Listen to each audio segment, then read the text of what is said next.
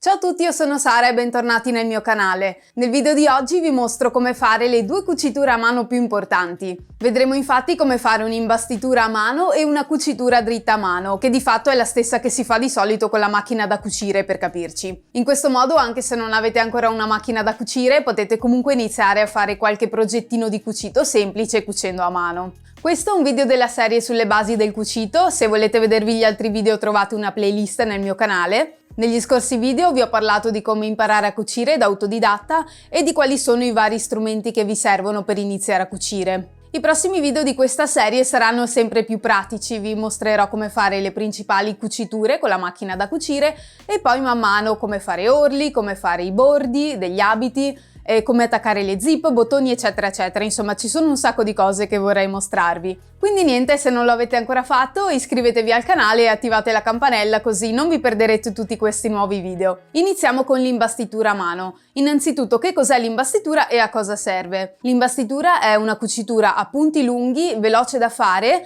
e non molto solida e serve principalmente per tenere insieme due pezzi di tessuto prima che debbano essere cuciti assieme, in modo tale che non si muovano. Allora, diciamo che potete tenere insieme i tessuti sia con un'imbastitura sia con gli spilli. Di solito l'imbastitura viene più spesso usata da chi è ancora principiante nel cucito perché dà l'impressione che i tessuti siano tenuti più saldamente insieme rispetto agli spilli e che quindi di fatto sia anche un po' più facile poi cucirli. E in effetti è così, però il mio consiglio è quello di abituarvi fin da subito a preferire gli spilli anziché l'imbastitura, perché l'imbastitura obiettivamente porta via un sacco di tempo in più rispetto a spillare il tessuto e basta. Può essere però utile piuttosto quando dovete fare delle cuciture difficili, come per esempio attaccare la manica. Comunque vediamo ora nella pratica come si fa un'imbastitura a mano. Allora, ipotizziamo che dobbiamo cucire i due pezzi di stoffa qui su in cima. Mi sono messa la stoffa con i due lati dritti rivolti l'uno verso l'altro all'interno, come si fa di solito nelle normali cuciture, e se devo fare questa cucitura qui su, parto comunque mettendo degli spilli, perché anche se si fa l'imbastitura, conviene prima spillare la stoffa per far sì che non si muova mentre imbastiamo i due strati insieme. Poi cosa facciamo? Di solito si cuce lasciando sempre un certo margine di cucitura, spesso è di 1 centimetro, quindi lascio margine anch'io di 1 centimetro. E inizio a farmi un'imbastitura a 1 centimetro di distanza dal bordo superiore. Per fare un'imbastitura a mano vi servono degli aghi per cucire a mano. Se avete dei dubbi su come scegliere gli aghi, vi consiglio di dare un occhio al video che ho fatto sugli strumenti per iniziare a cucire. In particolare ne parlo nella parte 1, che vi lascio anche qui sopra e sotto in descrizione. E prenderò anche del filo per imbastire, che è un filo abbastanza spesso e molto debole, come vedete. Si distrugge subito, è fatto apposta perché le imbastiture poi devono poter essere tolte dal capo facilmente. Allora, mi taglio un pezzo di filo, tenetevi sempre un po' più lunghi rispetto alla parte che dovete cucire. E vado a scegliere un ago giusto. Ci vuole un ago con la cruna un po' larga, dato che il filo è spesso, altrimenti possiamo perdere i giorni a tentare di infilarlo. Fate passare il filo nella cruna dell'ago e tirate 10-15 cm di filo attraverso. E ora vi faccio vedere come fare il nodo alla fine del filo. Mettete la parte finale del filo tra indice e pollice. Mettete anche l'ago di traverso in questo modo e tenetelo fermo tra le due dita. Prendete poi il filo che avevate messo dietro e lo fate girare 2-3 volte attorno all'ago in senso orario. Tirate i fili arrotolati verso il basso con la mano sinistra e con la destra invece tirate l'ago verso l'alto. Tirate i fili arrotolati in modo che arrivino fino alla fine del filo e si creerà in automatico un nodino. E ora avete ago e filo pronti per iniziare l'imbastitura. Iniziamo da destra e andiamo verso sinistra. Fate passare l'ago attraverso i due strati di stoffa da sotto a sopra e tirate il filo finché il nodo arriva alla stoffa. Se avete fatto il nodino non serve fare i punti indietro, se invece non lo avete fatto, fate 2-3 punti avanti e indietro nel primo centimetro di stoffa e così il filo si fissa. Ora ci spostiamo di circa 1 centimetro a sinistra e facciamo passare l'ago attraverso la stoffa riportandolo sotto. Ora da sotto ci spostiamo di un altro centimetro a sinistra e torniamo con l'ago sopra la stoffa.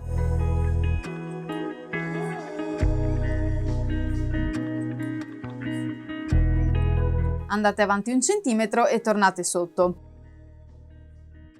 Di nuovo 1 centimetro e tornate sopra, e avanti così fino alla fine dell'imbastitura. Potete farlo anche senza guardare dietro, in questo modo andrete un pochino più veloce. Quindi bucate e risalite 1 centimetro dopo.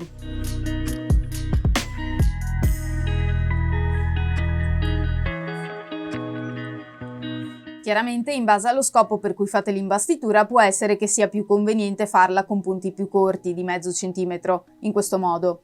Non so, se per esempio volete arricciare la stoffa a mano e senza la macchina da cucire, dovete fare dei punti distanti circa mezzo centimetro, oppure se volete imbastire le maniche, stessa cosa. E il punto imbastitura sia sopra sia sotto ha lo stesso aspetto. Questo è un tipo di punto debole che non tiene molto, quindi non potete usarlo per fare cuciture normali. Per quelli vi mostro dopo come fare il punto a mano resistente.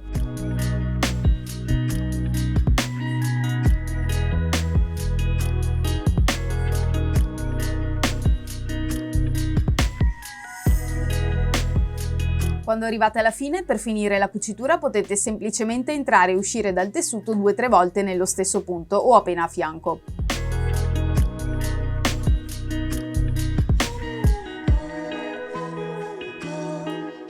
Come vedete è una cucitura debole, non tiene molto, i due strati di tessuto non sono ben uniti e i punti possono allargarsi un po' qua e là, quindi in sostanza questo è solo un tipo di cucitura provvisoria. Ora vi mostro invece come fare una cucitura vera e propria, resistente, che tiene bene e che equivale alla cucitura dritta che potete fare con la macchina da cucire. Questo tipo di punto lo potete chiamare cucitura dritta o punto in puntura.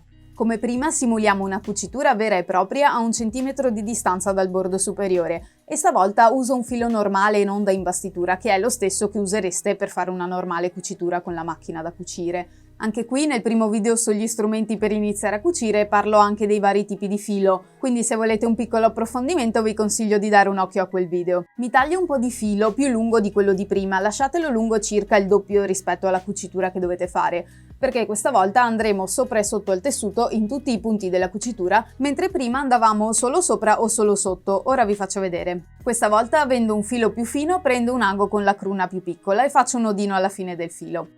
E iniziamo, cuciamo sempre da destra verso sinistra e dato che abbiamo il nodino non serve fare i punti indietro, ma infiliamo semplicemente l'ago da sotto a sopra attraverso la stoffa. Diciamo che scegliamo di fare un punto che visivamente sarà lungo 3 mm, che è una lunghezza abbastanza standard per le cuciture.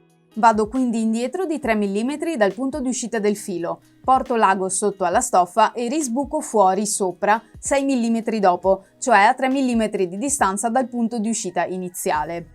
E così il primo punto è fatto e ora si ripete il procedimento uguale fino alla fine della cucitura.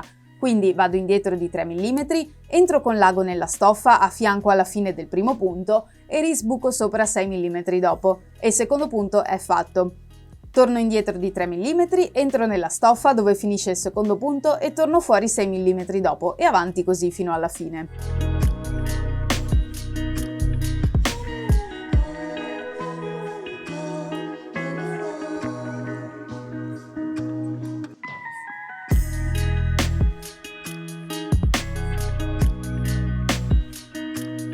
Allungo un po' il punto così si vede un po' meglio. Potete scegliere comunque la lunghezza. Una lunghezza appunto standard è 2 mm e mezzo o 3. Potete fare 4 mm se avete tessuti un po' più spessi.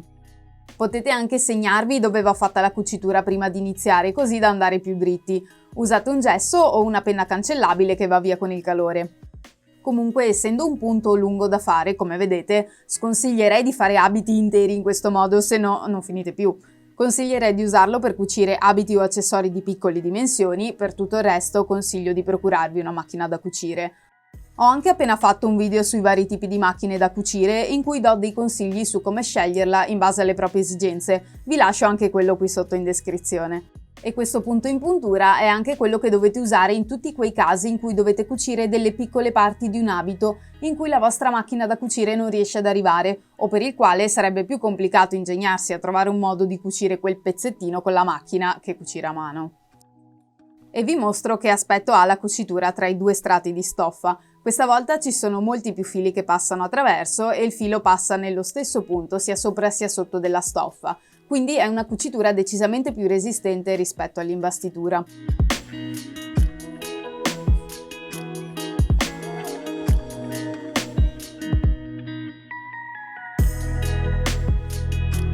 Ora, diciamo che vogliamo chiudere la cucitura. Come prima facciamo 3 puntini avanti e indietro, però quando uscite dalla stoffa fate passare anche l'ago attraverso il cerchio di filo, in questo modo si fissa ancora meglio.